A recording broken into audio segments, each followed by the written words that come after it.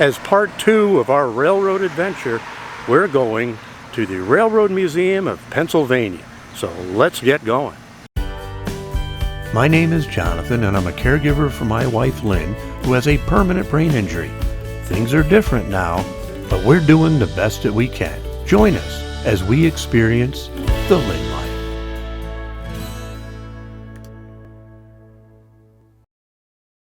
The Railroad Museum of Pennsylvania is an excellent museum where you can explore vintage locomotives, train cars, historical displays, and interactive exhibits.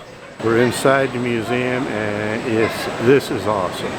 I was talking to Justin just last night, and I said I've been a model railroader for so long that when I see these actual trains, it's like like my models have come to life.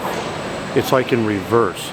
I know that my models are actually modeled after these actual locomotives and rolling stock, but in my mind, it's almost like they've been modeled after my models. Does that make any sense? Because I don't get to see these things. I don't get to see the real things. I get to see my little miniatures. So I'm seeing this is like a full-size model railroad. Really cool.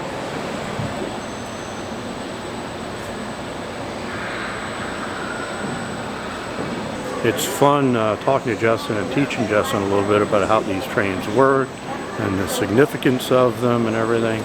This museum is really well laid out, and we haven't even been through much of it at all yet. This is a perfect example of an interactive exhibit where it compares using the handbrake to the air brake. And you have two identical wheels, and Justin is actually doing the handbrake right now, and it's going to time him and see how long it actually takes to stop that wheel using the handbrake, which I believe is 22 seconds. 22 seconds to stop that wheel. And now he'll try his luck on the air brake, and we'll be able to see the difference. This is an example of improvements in railroading. So now he'll move over, and he's going to use the air brake now. And as you'll see, it only takes 6 seconds to stop the wheel using the air brake. Behind me is a beautifully kept 260 Mogul. We actually run a Mogul on our model railroader, but a newer version of the Mogul. Ours is a New York Central version. This is a wood burner, and I was telling Justin about how wood really throws out sparks, and they have a spark arrestor up on top of the bonnet smokestack, and how sometimes they would catch the cars behind them on fire. I love how this museum gets kids involved. In this exhibit, you can see kids learning how to shovel coal into the firebox of a steam locomotive. Hello everybody, my name is Dawson Miller, and today I'm going to be giving you guys a tour of the Pennsylvania Railroad Museum. We had the pleasure of running into Dawson, who was volunteering at the museum, and he was more than excited to show us some of the exhibits and explain them to us. Now the conductor would stick this through here and put it down. Right. Now this one over here would stick it and put it down. They don't have it, but back then they would have a pin that went through here, and they would put another pin through that. Yeah. Now in here. This is like an old style coupler or something, right? And then they would turn this 5 times. Then it would stop, and then that would be it. These are the push rods of the locomotive. Very heavy, made out of steel and metal. I love seeing Dawson's enthusiasm, and his knowledge was impressive. These are kind of like 2 bars on it.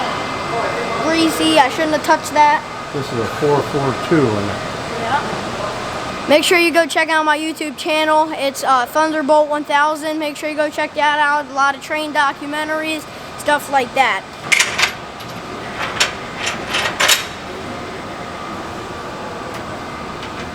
firebox. Yeah. Fireman side, and engineer side. Engineers over here. I remember this locomotive. Firemen over there. Is that what you said? Yeah, I remember this locomotive. You remember this way back in the day when you were a young guy? Yep. Strasbourg actually ran for Strasbourg for a little bit. Did it? Yeah. I was only like 5 when it ran. How old are you now? How old am I now? 12. 12.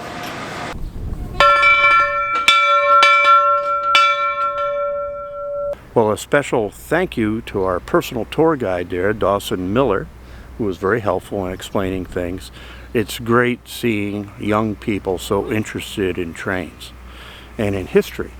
And he was quite informative. He knew what he was talking about. It was great. We're now outside in the train yard. It's about 1,000 degrees out here in the sun. It's very, very hot. And this locomotive behind us is the exact locomotive that we have, but ours is New York Central. This is Maryland and Pennsylvania. There's also a turntable behind us as well. So there's a lot of old, retired, trains out here, locomotives, cars, and these are waiting to be restored. I tell you, I'm such a geek when it comes to trains. This is a Pacific, which is a 462 configuration. Very famous passenger locomotive used widely in the Pennsylvania Railroad. I believe the New York Central used one as well.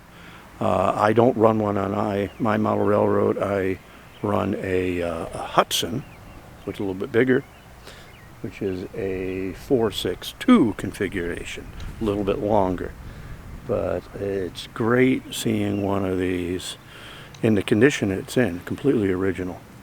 Now this caboose behind me is in its original condition, and this is what they looked like originally where we're staying at the Caboose Motel.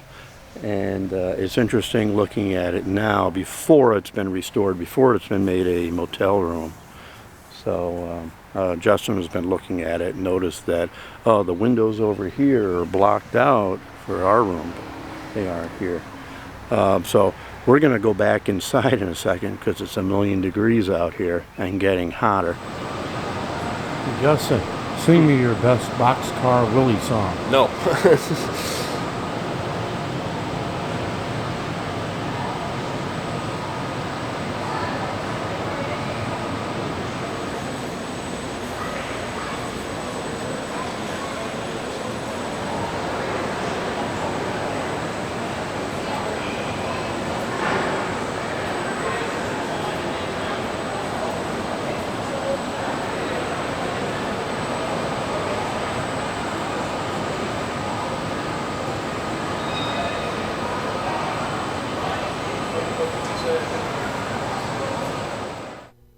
Something else that they had at the Railway Museum were model railroads. In particular, the HO scale model railroads that I was very interested in. There were parts of them that really reminded me of mine. So I took some photographs that I could use for reference on mine. And in particular, there's a railway station that had some good use of interior work, some nice interior work that I plan on working on this winter.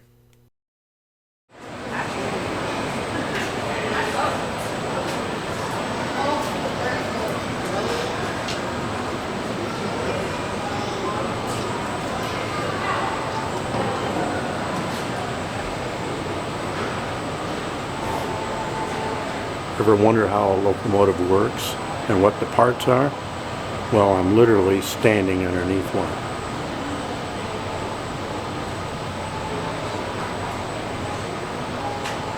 And all the parts are numbered. Right here, you look up, learn a lot here. Well, we've had a lot of fun in the Pennsylvania Railroad Museum. It's been a long day, I'm tired, and I think it's time to wrap it up. So we'll see you next time on The Lynn Life.